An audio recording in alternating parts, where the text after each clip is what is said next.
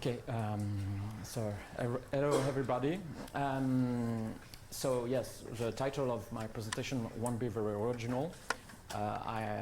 Basically the main goal of this presentation is to provide a general introduction to Bayesian deep learning.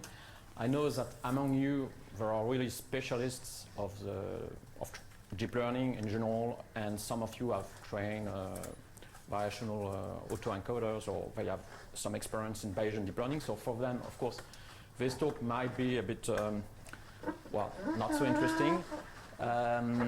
But for the others, the basic idea is that you can get some basic notions so that you can take advantage of the next talks, which will be more focused. So what I will do is basically, in an introduction, just explain what we try to do.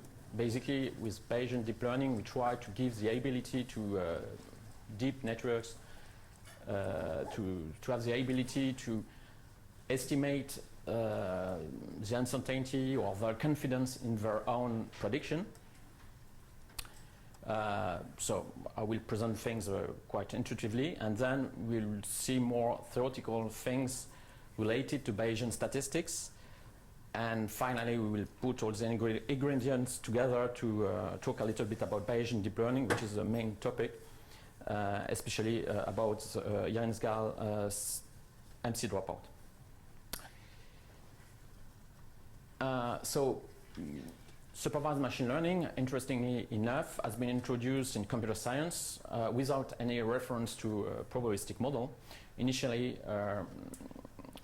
we were trying to basically to generalize a function from examples. So let's say the classical problem of classifying images of cats and dogs. So the basic idea is to consider a family of parametric functions, f of theta, where theta is a vector of parameters. And given a set of examples, we try to minimize the risk, the average loss estimated over the training examples using typically stochastic gradient descent. So actually neural networks have been introduced in this framework, and so I won't explain in detail what is a neural network. I guess you all know about this. Just recalling maybe the notations. So the idea is that we compute activation level of the layer of some layer L here by applying a nonlinear function G component-wise to the previous activation level, the activation levels of the previous layers, multiplied by our weight matrix plus a bias vector. And then what we do, we stack all the layers together to get a very highly nonlinear function f of theta, which is parameterized by all the weight matrices and bias vectors. So there are a lot of people there, so it's many parameters, and then we minimize the risk on training samples. Usually we use the log loss function, and of course we have to regularize the risk, so we add usually typically weight decay, so the sum, something which is proportional to the sum of the weights, the square of the weights. However, this kind of regularization doesn't scale very well, because when you add hidden layers, there are so many parameters that in practice it doesn't give very good solutions. Basically the neural network will overfit the data. So an improvement has been provided by another technique to regularize the network, which is called dropout in 2014. So the idea is basically during training, for every training sample, we just drop some units. So we reset the activation level of some units to 0, so that actually for every training sample, we work on a subnetwork. And we apply, we compute the gradient to do the gradient descent. We apply it only on this subnetwork. So, like this, for instance. So the consequence on the model is that now the activation levels are random variables. Because here they are multiplied by some epsilon variable, which is basically the dropout variable, which is equal to 1 or 0, 0 with some probability of dropout. Here I haven't precise, but the idea is that we disable or we drop units completely randomly. For each unit, we drop it with some probability completely independently of other neurons. And empirically, it gives good results. It really increases the performance of networks. So now, the main topic of Bayesian deep learning, as I said, is to estimate the uncertainty of the model concerning its prediction. So actually, nowadays, I mean, when we train neural networks, they output distributions. If you do regression, they will typically output normal distribution. If you do classification, it will output categorical distribution over the set of the classes. So actually, they are kind of probabilistic model. However, so if I apply this, for instance, on the images of cats and dogs, it will, if I use, for instance, convolutional neural networks, it will give really good results to distinguish images of cats and dogs. But we can ask what will happen if I provide an image of a rabbit.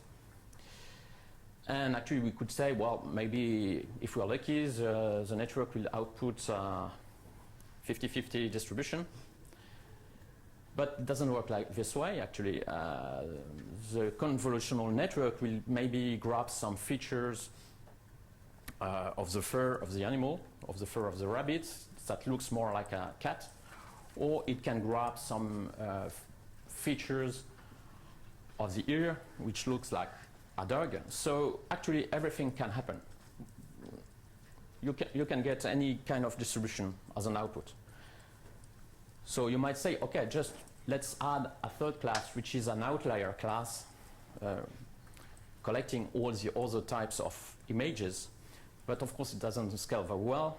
You have to train it on many other types of images, especially it doesn't scale very well if you have many classes in your problem. And it's not really what we want to do. What we would like to do is actually to have an idea how the model hesitates or how it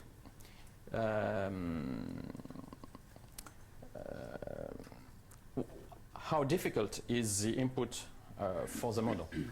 So to illustrate further this idea, let's take a simple example and to introduce two kinds of different uncertainties. So let's apply the problem of classifying cats and dogs, but really on a very simple example, just given the weight of the animal. So if I apply neural networks on this problem, it's a one-dimensional problem, so what I will do basically is logistic regression. But first, assume I am the oracle. So I know everything. I know the distribution of cats, of dogs. I know how many cats and dogs there are. So I can compute the conditional distribution of the variable dog, which is 1 or 0, given the weight. Of course, I am not the oracle, so I need some model. So if I do logistic regression, I get a sigmoid, which is and probably the best model I can get is the green line here. So there is some bias, but this is not my point. My point is that, of course, if I take a weight between 2 and 6 kilograms, well, I cannot be sure if it's a cat or a dog. So it has nothing to see with the model. The problem is that the inputs is too poor or do not contain enough information to make a good classification. So this is what we call data uncertainty. And this is typically what neural networks try to learn when you output some categorical distribution. It's typically, we are talking here about the data uncertainty. But there is another form of uncertainty, which is related to the fact we only observe a limited number of samples. So if we have, let's say, four cats and 2 dogs, if I train a little bit naively a logistic regression on it, I will get this model, which is of course not good. And of course, what I would like is that we don't want to be so exclusive. We don't want one single model, because here we have only 6 samples. So we would like, actually, instead of this, we would like to have a whole distribution of models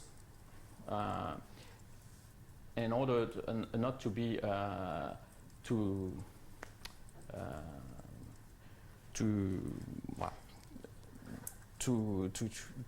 deterministic in our prediction.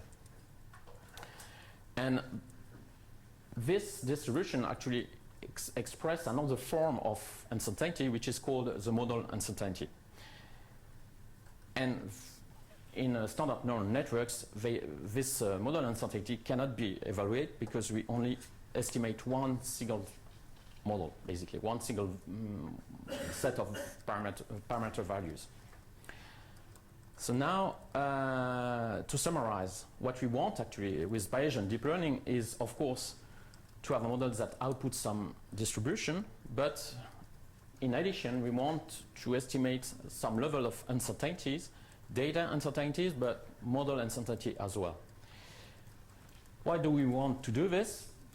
For instance, we can do outlier detection.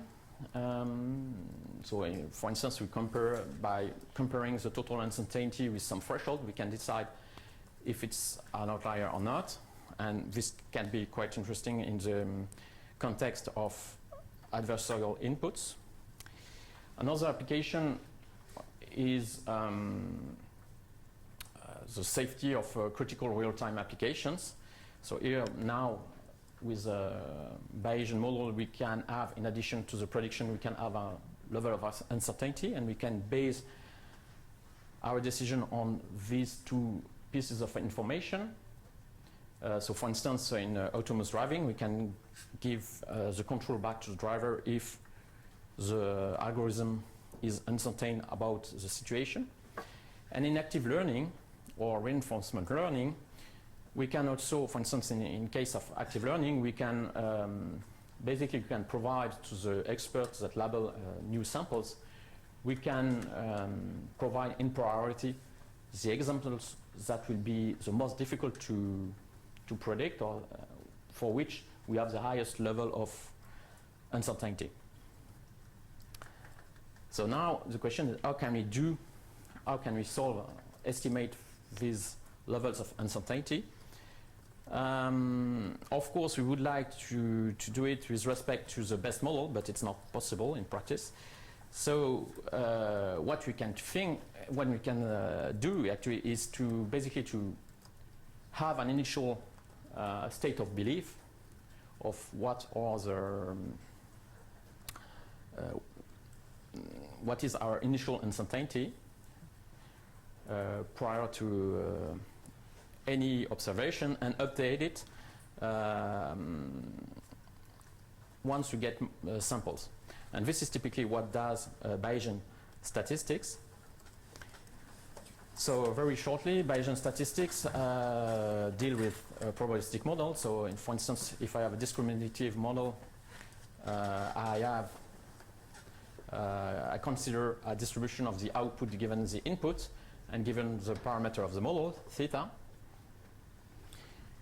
In classical statistics, usually we will have a pointwise estimator that will estimate a given value for our parameters. And in Bayesian statistics, the main difference is that we now consider parameters as a random variable. So that follows some distribution, which is a state of belief. And the idea is to update, again, this state of belief once you get more samples. To do this, we apply Bayesian inference. So we start from a prior, which is our initial belief. And to get the posterior, which is the state of belief condition on the observations, here the data D, we just have to multiply by the model likelihood, which is the probability of observing the data given the parameters. And of course, we need a distribution, so we have to normalize it by dividing the expression by the marginal likelihood. This is for learning. For predicting now, the difference is that the predictive distribution now has to be averaged over all the distribution of the parameter posterior to the observations. So we have a big integral to compute and to get what is called the posterior predictive. So this, I will skip this. So to summarize, we want a Bayesian approach for deep learning because it's fundamentally online, because it gives sense to the regularization term derived from the prior, and because also it integrates the notion of model uncertainty. But the problem is that it's only tractable for very simple models. And of course, we are talking about highly nonlinear models, which are neural networks. So how can we do? So if we start from the end, that is, we want to compute the posterior predictive, so the distribution of the output given the input. As I said, it's an expected value over the posterior. It's the expected value of the predictive distribution. And the exact expression of it is not tractable. So we have two ugly integrals to compute. So we have to use approximations. And first idea, because we have an expected value, we can use Monte Carlo sampling.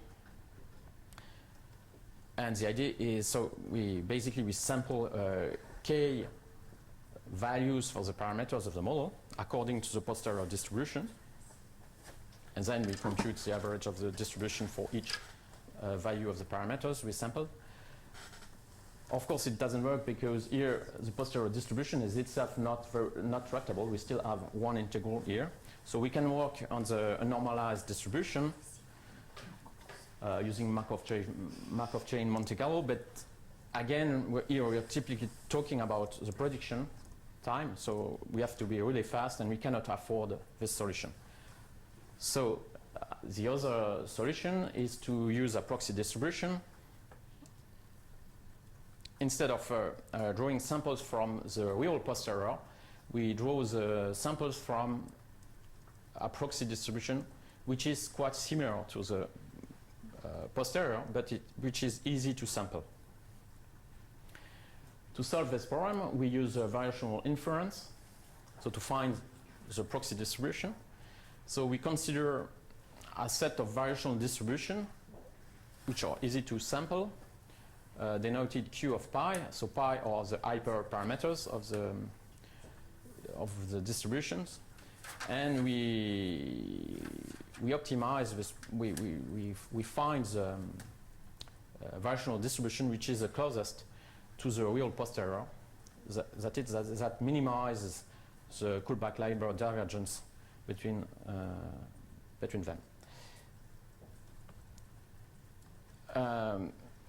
Actually, minimizing this divergence amounts to maximize what is called the evidence lower bound, or ELBO, which is defined as the expected value of the log likelihood of the model, but not computed over the real posterior, but over the, it's computed,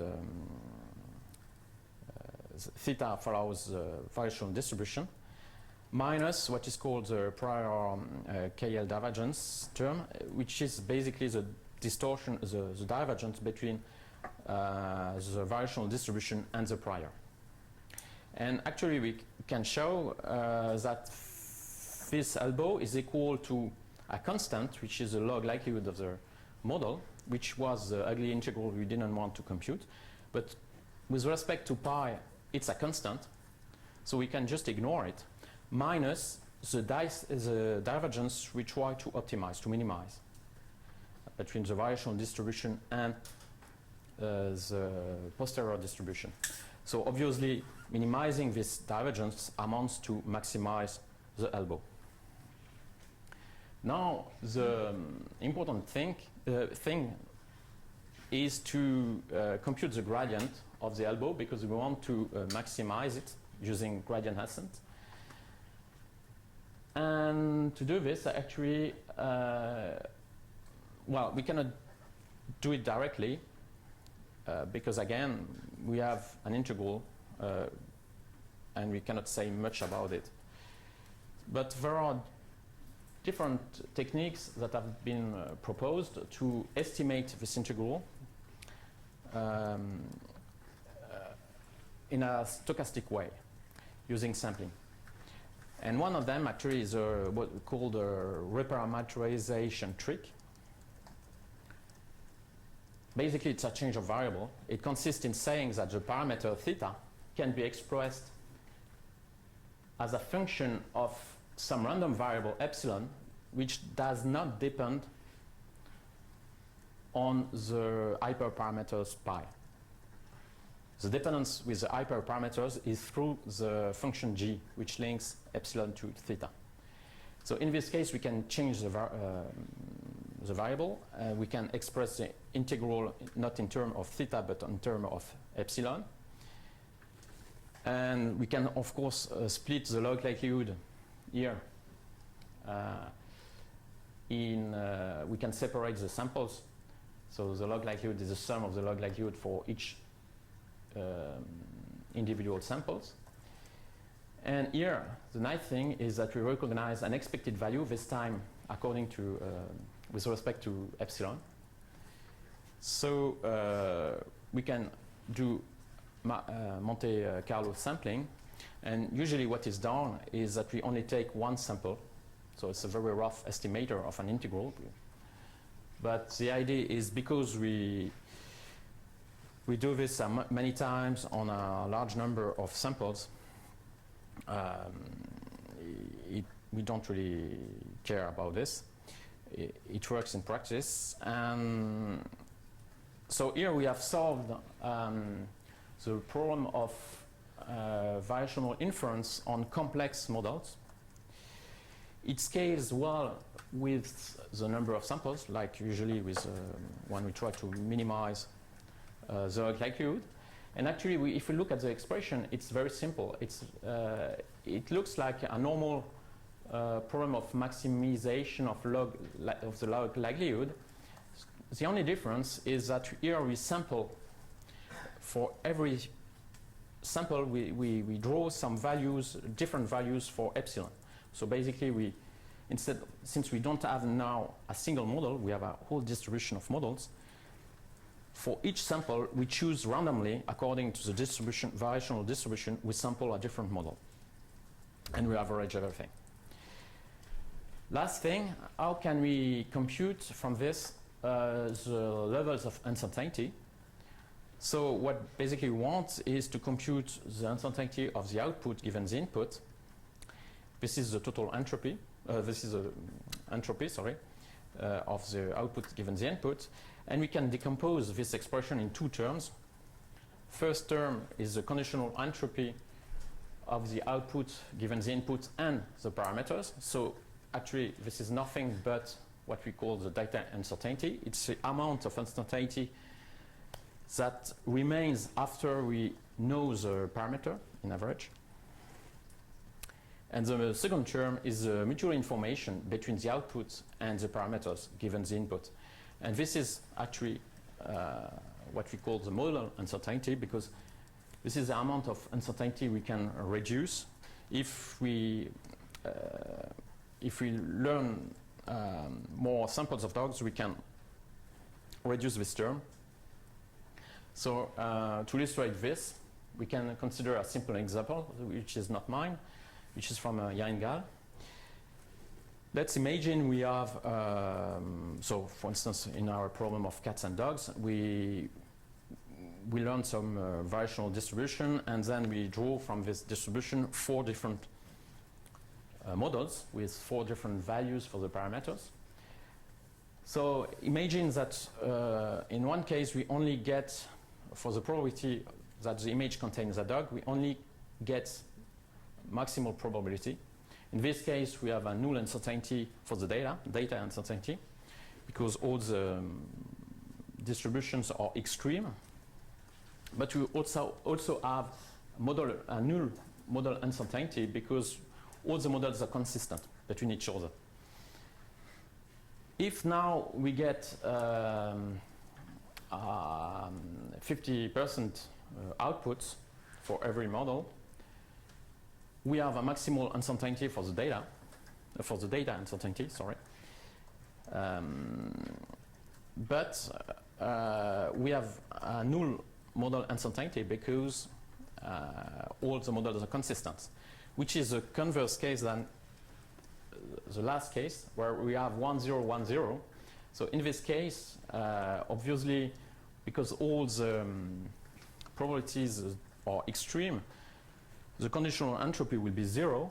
So we have no data uncertainty, but a maximal model uncertainty, because the output distributions are really different or inconsistent between each other.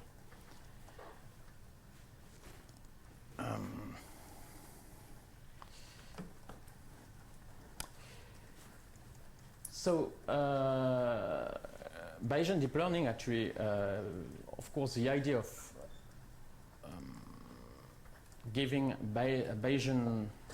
having a Bayesian approach for deep learning is not new. There are many works that have tried in the past to give some to consider some distributions on the weights of networks. What we can say is that initially, actually, there are 2 problems. One problem was that the solution provided did not scale with the data and the model complexity. Another problem is that sometimes they were oversimplifying the problems, because they just ignore, well, they introduce hypothesis of independency between weight, which is just, which is, of course, not very interesting from an application point of view, because then you lose the correlation information between weights. So what I will do actually is to present only the work of Jan Gal, because it's called the MC dropout, that he developed during his PhD thesis.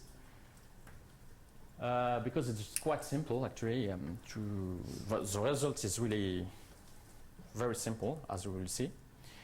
And the main idea is actually to make a variational interpolation of dropout, of the classical dropout we saw at the beginning of this presentation, so that we can apply a stochastic computation of the gradient as we saw. And so the first thing to do this is basically to we need to define our variational distribution over the parameters of the network. So how can we do this? Well, we just need to consider the dropout not acting on units, but on the weight matrix. But this is quite simple, because if we put some 0 here randomly on the vector of activation levels, what we can do instead is just to put some zeros in the columns of the weight matrix. So it's a bit a cosmetic change, but actually now the consequence is that we have random parameters for our model.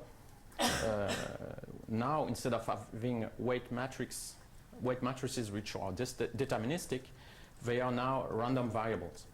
and their distribution, and so the distribution of the parameters of the model are described by hyperparameters, pi, which are the classical parameters of neural networks, the weight matrices and the bias vectors. And the nice thing is actually that the hypothesis for the reparameterization trick actually applies, because while the weight matrix is basically the deterministic weight matrix multiplied by a diagonal matrix containing the dropout coefficients, 0 or 1. And this latter matrix actually doesn't depend on any hyperparameter, so we can apply the results we saw just before. So, and last thing, so this approach is quite interesting compared to previous works, because it doesn't remove the weight correlations. It just resets some columns to 0. But yeah. So in practice, actually, it's very easy to implement MC dropout, because if now I look at the elbow in this case, actually it's a negative elbow, so that we try to, in this case, minimize. It has this form, and here we have, this is actually the output, the distribution of the output, which is parameterized by the output of the neural network. And this output is actually is computed, of course, depending on the input, but also the draw of the variational distribution is here amounts to draw to make a dropout draw, classical dropout. And so actually this is nothing else with some, it's basically just proportional to the log loss, which is a classical loss function for neural networks with dropout. And actually for the regularization term, which is a distance between the variational distribution and the prior, we can make some assumptions and replace it by the standard weight decay. So for training, actually, MC dropout doesn't change anything compared to what we do with normal dropout. The big change, well, it's not so big actually, is during testing. Here we just, of course, we need to activate dropout. And then we just need to draw some outputs for the network. So for one given input, we make K dropout, we compute K outputs. For each output, we have a different dropout coefficients. And then from this collection of output distributions, I can compute everything. I can compute the average, which is a posterior predictive. I can compute the entropies and mutual information, and I get the levels of uncertainty. So before concluding, just a small experiment we did with a student. Basically what we considered the classical problem of classifying cats and dogs on our classical architecture using a slight variation of MC dropout. The important thing is that we train 5 models with different amounts of data. And we estimated the uncertainties of the output using MC dropout. So first, what we can say is that it works. I mean, we can recognize outliers. Our model recognizes very well cats and dogs, but if you put some rabbit image, what we can see is that if I was using a normal classical neural network, you see that the data uncertainty is very low. Here, the rabbit looks like a cat. It's classified as a cat with a very low entropy on the output. But the good thing is that we have a really high model uncertainty. So we are able, given this second uncertainty, to detect an outlier. And if we do things more systematically, what we observe is that if we wait every model to converge, we can see that the more data, the smaller the model uncertainty, and the higher the data uncertainty. So that means that a model that has more data is at the same time more confident, but also more conservative, at least in our experiment. So to conclude, MC dropout and more generally Bayesian deep learning is great. We can measure uncertainty. It's actually straightforward to implement. It scales, that's very important, but it scales very well with the number of data because we are still using stochastic gradient descent on mini batches. And it scales with the network size because we just use a classical dropout. So we are a little bit like Monsieur Jourdain. When we are using deep learning with dropouts, actually we are almost doing Bayesian deep learning. Of course, there will be many more things to say, but I think time is over, so I will stop here.